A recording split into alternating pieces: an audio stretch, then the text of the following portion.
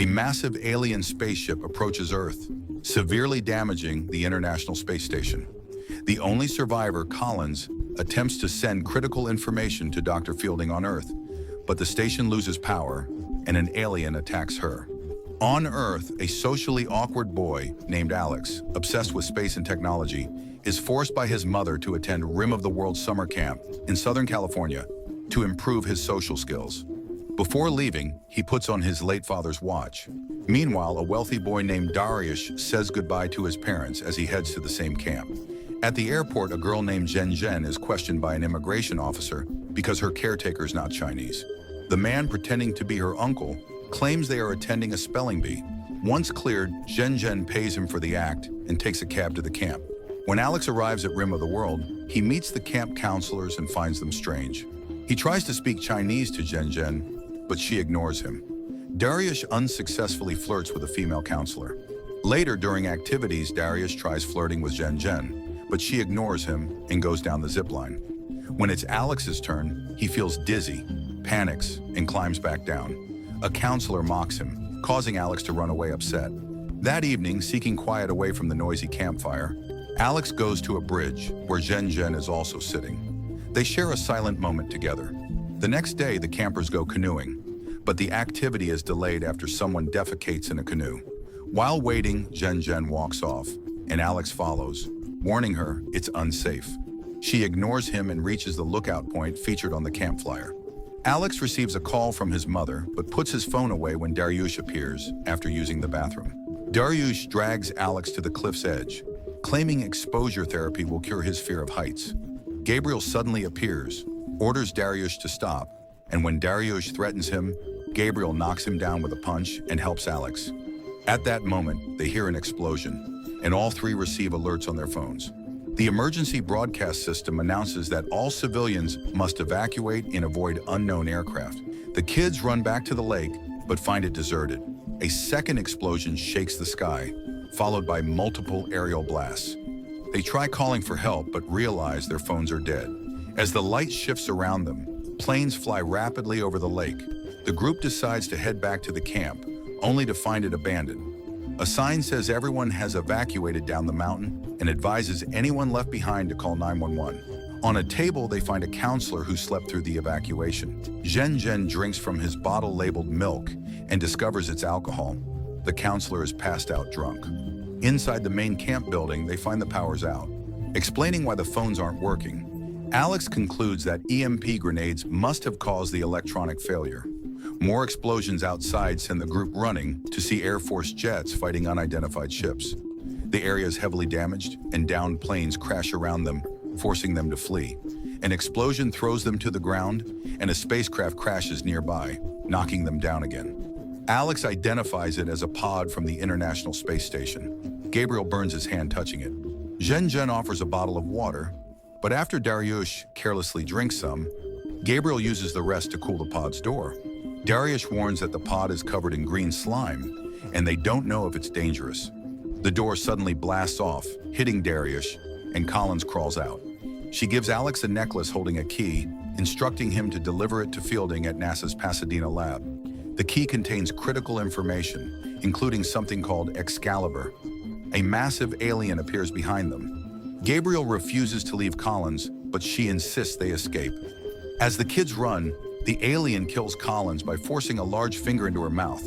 The alien then releases a smaller dog-like creature to hunt them. The kids hide inside the camp's kitchen. Dariush tries to sneak but drops utensils, attracting the alien dog's attention. He crawls through kitchen equipment while the creature slows down from the steam. When it lunges, the kids duck and Zhen traps it inside an oven. The main alien appears at the door, forcing the group to flee outside again.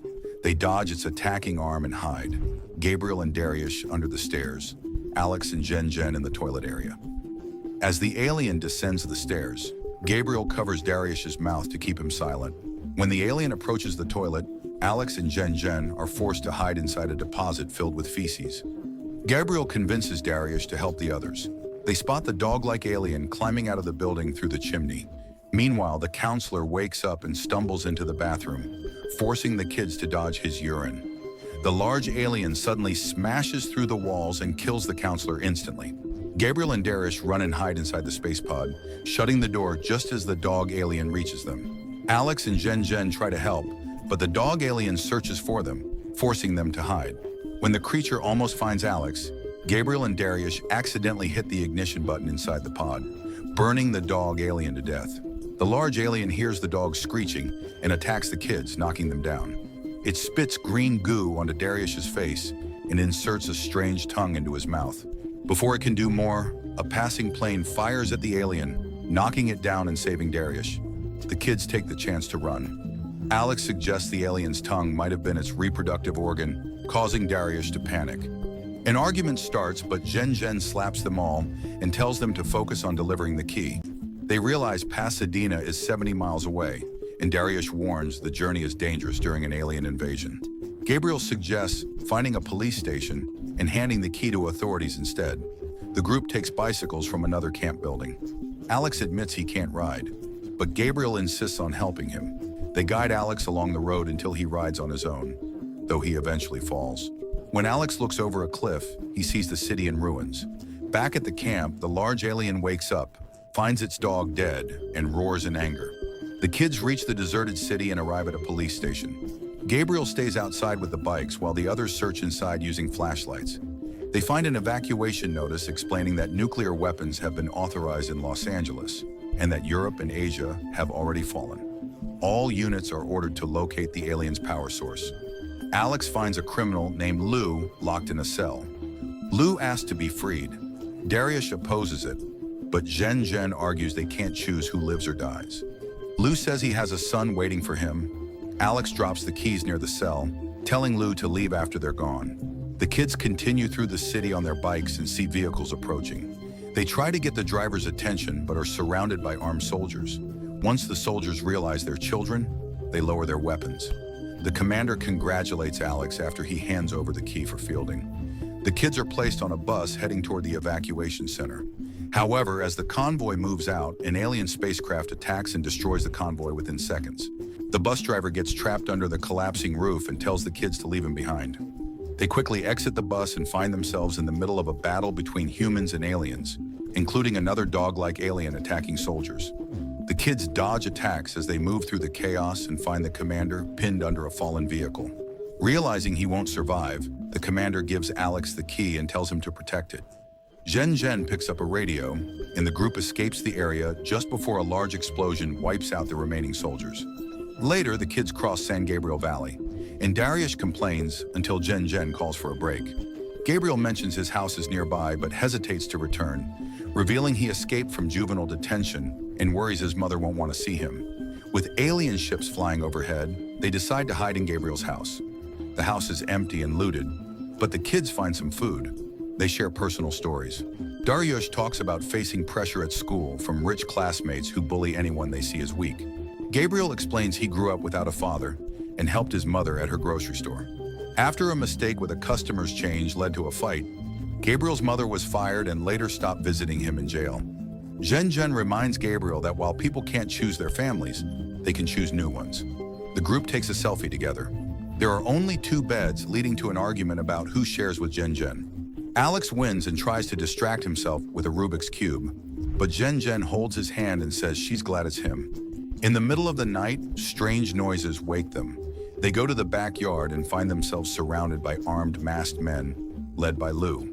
Lou demands the key, planning to sell it. When Alex refuses, Lou pulls a knife to threaten him. Suddenly, a large alien attacks, killing the masked men. Lou fires his gun but is also killed. The kids run. Gabriel spots the backyard pool and asks Jen for glow sticks. He waves them to lure the alien, then crosses the pool quickly. The alien tries to follow but gets trapped under the pool's protective canvas. The next day, as they move through East Los Angeles, Alex concludes the alien they saw is the same one from camp, meaning it can heal quickly. Darius criticizes Alex's leadership, but Gabriel defends him. The boys get into a fight, and Jen has to break them apart. Darius reveals that his family is facing bankruptcy, and his father may go to jail, which is why they sent him to summer camp. While Darius and Gabriel apologize to each other, Jen hears noises on the radio. It's a Morse code message from Fielding, urging them to hurry. Back at the pool, the alien starts climbing out. The kids stop at a mall to find clean clothes. Jen shares that she left home because her father wanted a son, but now considers her friends her family. Outside the mall, they find a Ford Mustang and decide to take it. Alex wants to drive but doesn't know how to operate a manual transmission, so Jen drives instead. As they navigate through wreckage, the alien lands on their car, breaking the windshield and trying to grab them through the roof. Jen crashes the car into a bus stop to throw it off. The alien quickly jumps back onto the car and continues attacking. Jen tells everyone to jump out, and the kids escape before the car falls off a bridge. The alien crashes with it, and the car traps it. Believing the threat is over, the group realizes Alex accidentally left the key inside the car. Dariush volunteers to retrieve it. As he searches, the alien struggles underneath. Dariush grabs the key, but as he escapes, the alien slashes his stomach. He crawls through the car and escapes through the opposite door, rejoining the others. They continue toward Pasadena. Jen tells Alex she likes him in Chinese, but he doesn't understand. The radio reacts again, leading them to a destroyed building. Inside, they find Fielding dead in a lab and realize the Morse code messages were triggered by his blood dripping on the transmitter. Just as they lose hope, a voice comes through the radio. An army general, believing defeat is inevitable, orders them to find shelter. Alex refuses and convinces the general to help them. The general explains they must enter the basement through a vent, start 2 generators exactly 4 seconds apart, and open a vault containing Excalibur, a powerful laser. Using the coordinates from the key and the rooftop dish, they must fire at the alien mothership to end the war. Jen volunteers to go through the vents. Alex lends her his watch, and she kisses his cheek before leaving. Since the others are injured, Alex decides to climb to the roof despite his fear of heights. Meanwhile, the alien escapes by splitting itself in 2. Jen reaches the basement through the vents and finds bodies scattered around. She uses Alex's watch to restart the backup generators, restoring power. In the main room, the general guides Dariush and Gabriel on how to load the coordinates using the key. On the roof, Alex forces himself to climb the satellite tower. As he works, the alien appears, and the boys warn him through the speakers. Alex slips but quickly recovers and positions the dish correctly. As the alien climbs after him, Alex uses his belt to slide down a power cable and safely returns to the building, locking the door behind him. The general explains that launching Excalibur requires 2 people, but Dariush passes out from blood loss. In the basement, Jen opens a door, unaware that a surviving scientist is trying to warn her. A dog-like alien kills the scientist and attacks. Jen tries to sneak away, but Gabriel's call through the speakers alerts the creature. She runs into another room, slams the door, and severs the alien's paw.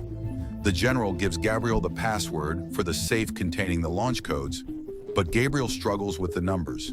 Dariush briefly wakes up and writes the password down, allowing Gabriel to open the safe by following the note. The codes must be entered simultaneously. Gabriel is left alone again when Dariush passes out, but Jen returns in time to help enter the codes.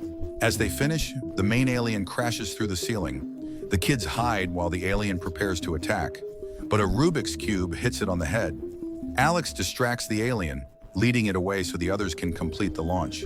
Satellites around Earth begin linking up. Alex runs into a lab, activates an engine, and hides. When the alien enters, Alex shoots the engine with a flare, causing a fire that burns the creature to death. As the building crumbles, Jen, Dariush, and Gabriel escape. Alex freezes, haunted by memories of losing his father in a house fire. Remembering his father's encouragement, Alex jumps through the flames and escapes through a wall. Outside, the others fear he didn't make it, but Alex emerges and reunites with them. An explosion in the sky shows the alien mothership destroyed by Excalibur, signaling humanity's victory. Jen kisses Alex to celebrate. Later, the kids are recognized as heroes, knighted by the Queen of England, and appear on special programs.